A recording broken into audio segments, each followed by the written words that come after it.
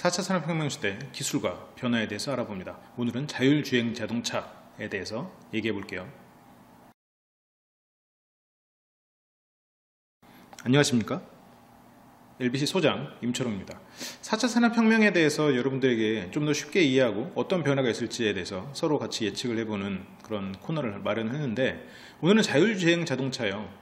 이미 굉장히 많은 사람들이 이야기를 하고 있죠.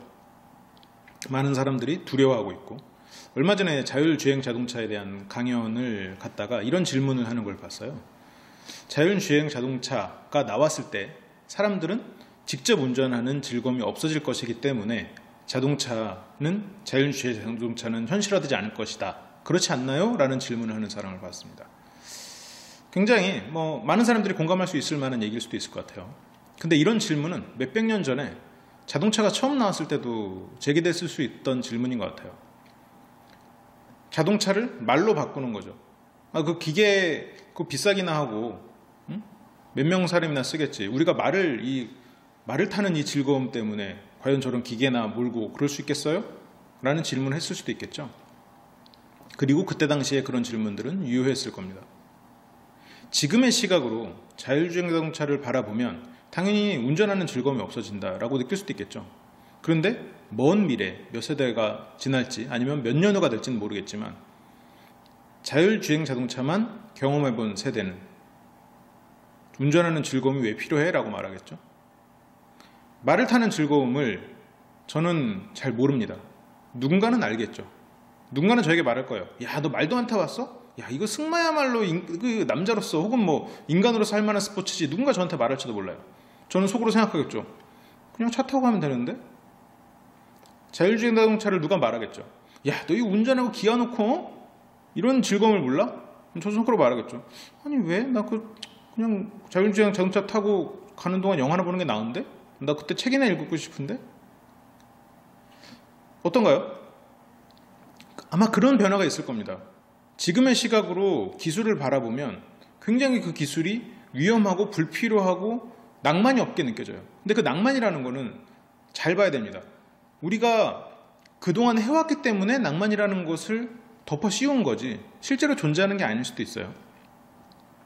제가 너무 그 기술을 옹호하기 시작하는데, 물론 위험 안전도나 여러 가지 측면을 따져봐야겠지만, 그런 이야기는 또 나중에 또 차후 하겠지만, 자율주행 자동차는 분명히 장점이 있습니다. 어떤 장점이 있냐면, 일단 교통체증이 사라져요. 제가 시뮬레이션 하는 영상을 봤었는데, 사거리에서 다른 차가 지나갈 때 기다리잖아요. 우리는 신호를 기다린단 말이에요.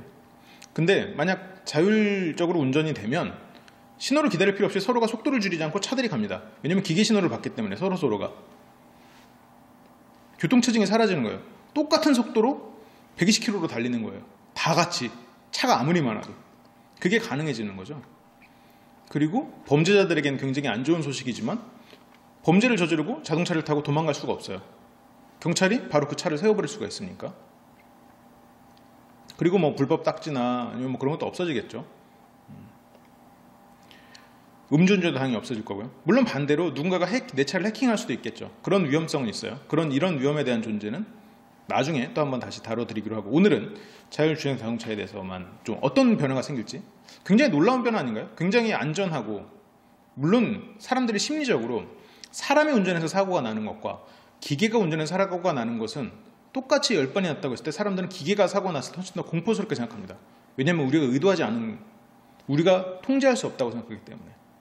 실제로 그 확률이 굉장히 낮아질 거예요. 어마어마하게 낮아질 겁니다. 인간의 사고율보다. 그럼에도 불구하고 우리는 심리적으로 불안해하죠. 다른 사람이 술을 먹고 내 차를 받을 가능성이 전혀 없어짐에도 불구하고 사람들은 무서워요. 분명히 안전한 세상이 올 겁니다. 더 안전한 세상이 올 거예요. 그 사이에 우리가 굉장히 검증해야 될 건 많죠. 그 사실에 대해서는 다음 시간에 나중에 다시 한번 다루보기로 하고, 만약 자율주행 자동차가 생겼을 때 여러 가지 변화가 있겠지만 오늘은 한 가지 변화만 한번 생각해 볼게요. 부동산이 굉장히 변할 겁니다. 부동산 업계가 완전히 다른 시장이 될 거예요. 갑자기 왜 부동산? 사람들 그렇게 생각하겠죠.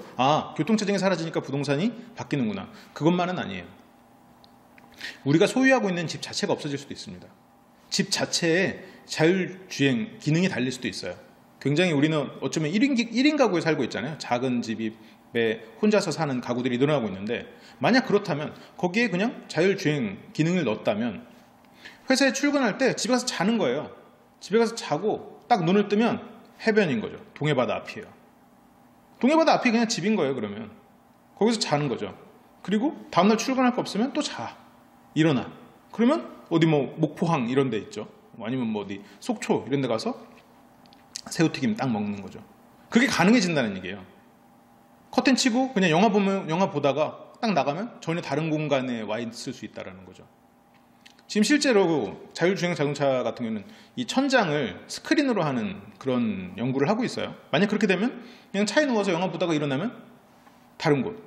근데 만약 이게 이제 좀 더 커지는, 지금도 그런 여행을 하고 그런 삶을 사시는 분들이 있잖아요. 직접 운전을 해서 뒤에 그 작은 집 트럭에 연결해서 그렇게 사시는 분이 있는데, 우리나라에서는 좀 적합하지 않죠. 우리나라는 좀 도로도 복잡하고 그렇게 땅이 넓은 지역이 많지 않으니까.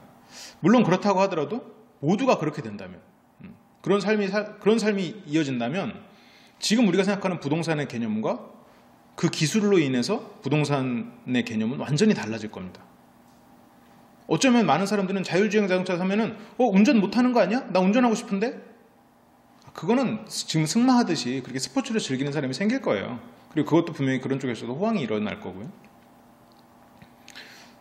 그거를 생각할 게 아니에요. 자율주행 자동차가 나오면 실은 부동산이 바뀌고 이런 장거리 출퇴근 이런 게 완전히 문화가 바뀔 거라는 거죠. 그리고 위락시설이나 이런 것도 문화가 바뀔 거고, 그런 쪽으로 변화에 대해서 우리는 어쩌면 대비해야 될지도 모릅니다. 단순히 기술이 무서워서 지금까지 해오던 게 익숙해서 새로운 것을 받아들이지 못한다면 더 안전하고 더 행복한 미래를 못 받아들일 수도 있어요. 물론 아직까지 나온 많은 기술들은 위험성이 존재하고 있어요. 그리고 그 부분에 대해서도 굉장히 계속 이슈화가 되고 있고, 그걸 고치려고 애를 쓰고 있고, 그리고 사고가 났을 때 그 사고의 주체가 누구인가, 그런 것도 아직까지는 명확하지 않은 부분이 있죠. 하지만 굉장히 재밌고 신선한 개념 아닌가요? 차를 타고 갈 필요가 없는 거죠. 그 차가 그냥 집이니까. 그런 것도 한번 생각해 보시면서 우리가 앞으로 계속 새로운 기술 그리고 새로운 변화에 대해서 말씀을 드릴 텐데, 여러분들이 그걸 듣고 나는 이런 생각을 할 수 있을 것 같아, 아니면 우리의 곁에 이런 미래가 오는구나 라고 하나의 힌트를 얻으시면 정말 행복할 것 같습니다. 저는 또 다음 시간에 또 재밌는 소재로 여러분들에게 또 말씀을 드리러 돌아오도록 하겠습니다. 지금까지 LBC 소장 임철용이었고, 4차 산업혁명에 대한 다양한 이야기들 계속 이어지니까요.